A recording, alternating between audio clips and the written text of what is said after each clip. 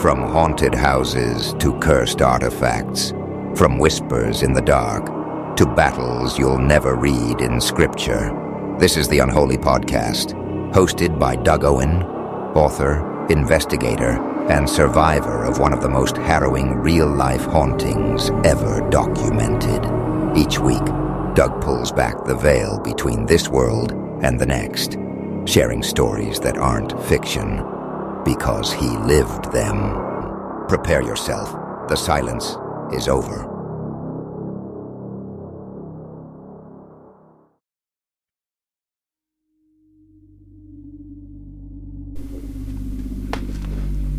The Price of Power and the Sacrifice of Innocence. Welcome back. I'm your host, author, and paranormal investigator, Doug Owen. And this is the Unholy Podcast.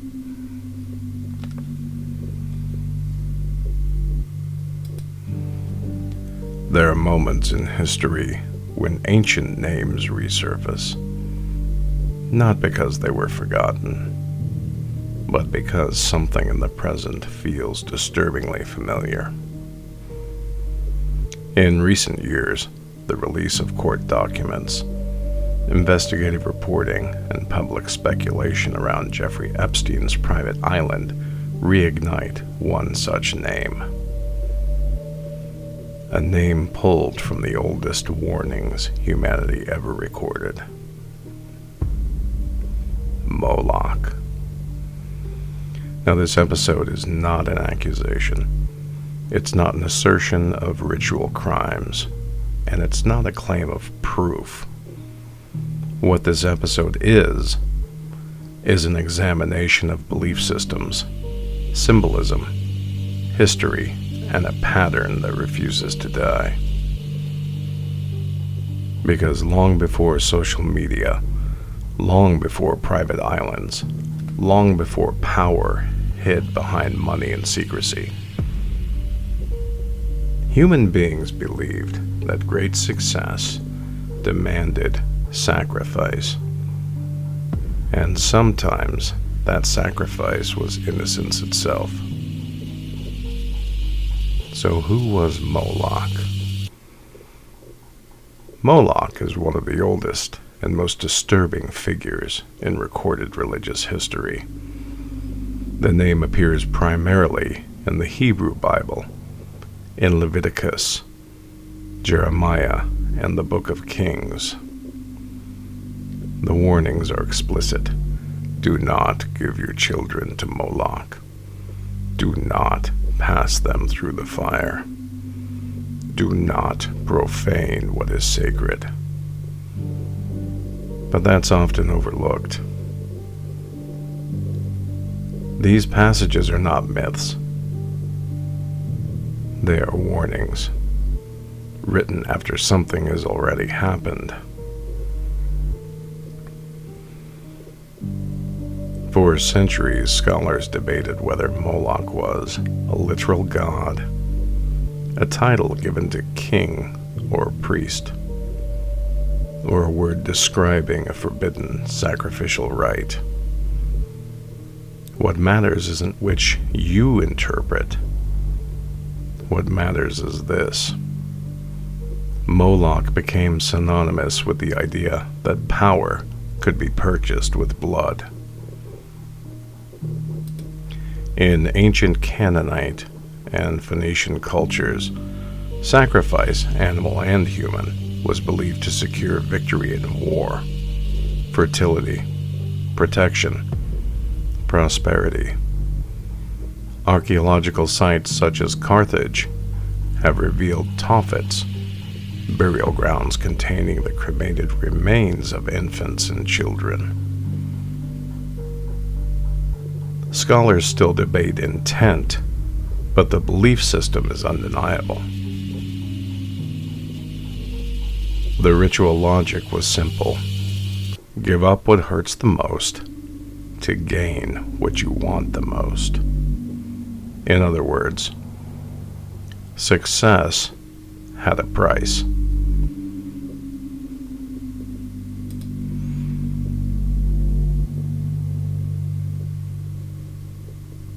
As Judaism and later Christianity spread, old gods didn't disappear. They were reclassified. Deities that were once worshipped became demons to be warned against.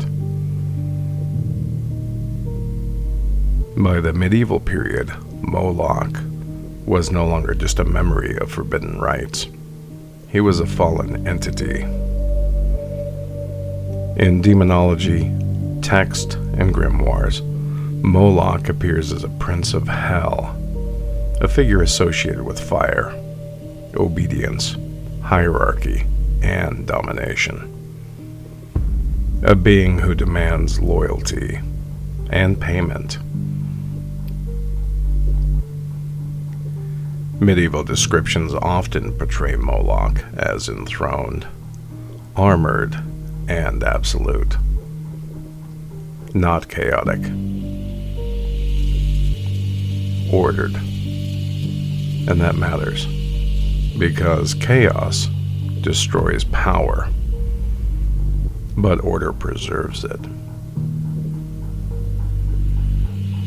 And this is where the myth turns darker, because demons, unlike symbolic gods, are not passive. They interact. They manipulate. They invade. And from my own research and lived experience, I can tell you something very clearly. Demons are not neutral forces. They are malevolent. Always. Ancient ritual sacrifice was not random violence. It was structured. Recorded rites describe specific days, specific lunar cycles, specific offerings, specific words spoken aloud.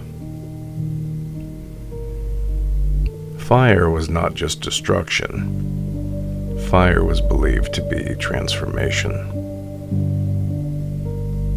Something given, converted, and returned as favor.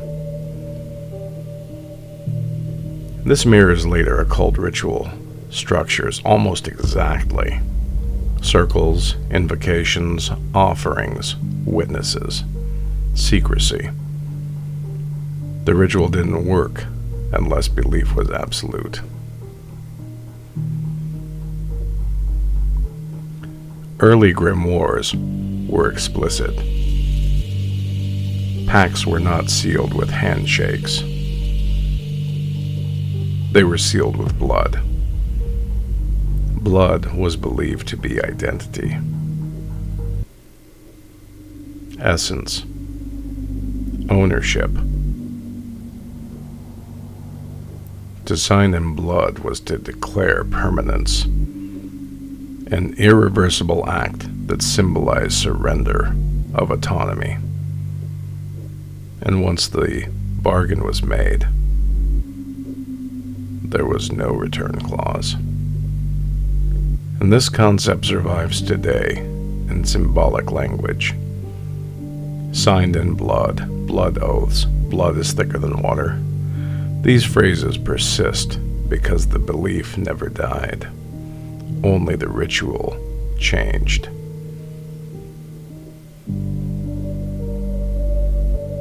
And once belief was locked in, the door was open. And this brings us to the Faustian bargain. The story of Faust is not about stupidity. It's about ambition. Faust doesn't sell his soul because he's evil. He does it because he wants more. More knowledge, more influence, more time, and more control. And Mephistopheles does not force him. He offers. And that distinction matters. In Faustian lore, the contract is explicit. You get power now, payment comes later. That same structure appears again and again throughout history. Different names, same deal. Moloch, Mephistopheles, other unnamed intelligences. The entity changes, the bargain does not. The Faustian bargain did not begin as entertainment. It was a warning. The earliest Faust legends emerged in late medieval Europe, a deeply Christian society grappling with forbidden knowledge, alchemy, astrology, and summoning practices that directly violated church doctrine. Faust was not meant to be admired. He was meant to be feared. The story functioned as a religious fable, a cautionary tale, designed to teach Christians exactly what not to do. Do not summon, do not bargain, do not seek power outside divine authority. The church understood something modern audiences often forget. You don't need to believe demons are real for demons to benefit from belief. Once contact is initiated, once words are spoken, symbols drawn, contracts agreed to, control is already lost. The ending was never ambiguous. Faust always pays.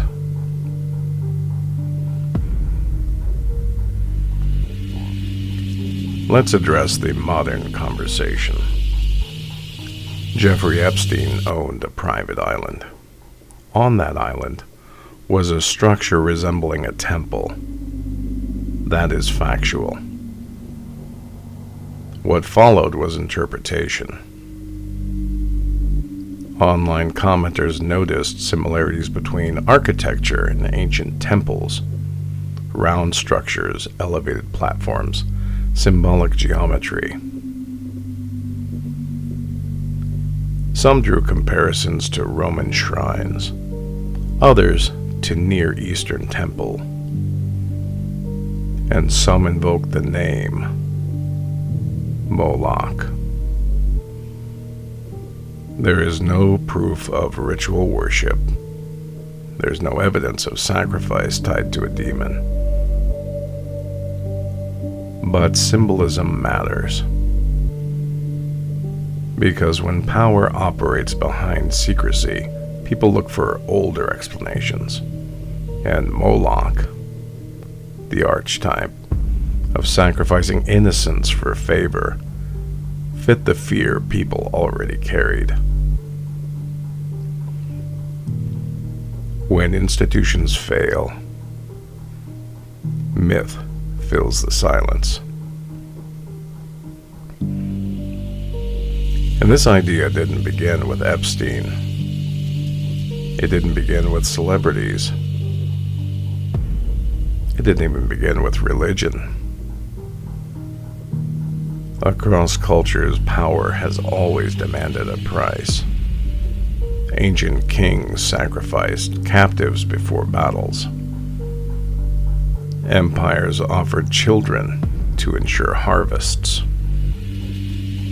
Royal bloodlines preserved dominance at unimaginable cost. Even in modern times, the language remains. I sold my soul. I paid the price. I did what I had to do. Which brings us to something uncomfortable. There are documented cases of people claiming, publicly, that they bartered for success. Now let's be precise. These are self-reported beliefs, folklore, or symbolic statements, not proof of literal demons, but they matter. Bob Dylan, during a 2004 60 Minutes interview, Dylan hinted that he had struck a bargain with the chief commander to achieve his success, a remark widely seen by fans as a reference to the Crossroads legend, which is blues legend Robert Johnson famously claimed he met a dark figure at a crossroads and gained supernatural skill overnight. Occultist Aleister Crowley openly claimed contact with non-human intelligences and credited them for knowledge, for power, and influence.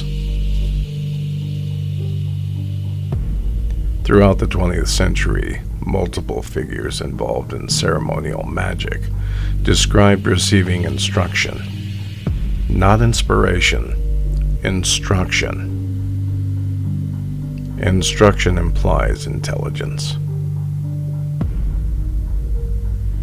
In modern interviews, musicians and entertainers have spoken, sometimes jokingly, sometimes uncomfortably, about making deals, paying prices, giving something up for fame. Most dismiss it as a metaphor, but here's the thing most people miss. Belief shapes behavior. If someone believes success requires sacrifice, they will justify anything. Moloch doesn't need a temple. He doesn't need fire. He exists wherever innocence becomes currency. Popular culture never abandoned this idea. It repackaged it. In 1999, The Ninth Gate, starring Johnny Depp, reintroduced the Faustian bargain to modern audiences. The film centers on a rare occult book said to open doorways. Not symbolic doorways, but literal ones. Wealthy collectors gather in secrecy. They wear robes. They chant. They believe the book grants access to powers withheld from others. The elite are not seekers of truth. They are seekers of advantage. And what's settling is not the fiction, but how closely it mirrors historical occult belief. The book does not create evil. It reveals who is willing to kneel for it. Here's a critical distinction. Moloch represents a system, an idea, an archetype. But other entities, the ones I have encountered through research and experience, are not symbolic. They possess. They harm. They oppress. These entities do not wait for belief. They exploit it. Where Moloch represents what humans are willing to give up, demons represent what takes. Always. So, the question isn't whether ancient gods still walk among us. The question is far more unsettling. Have we rebuilt their systems without realizing who still knows how to use them?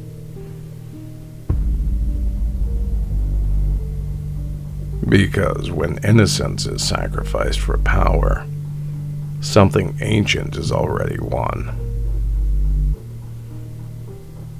and it doesn't need fire anymore.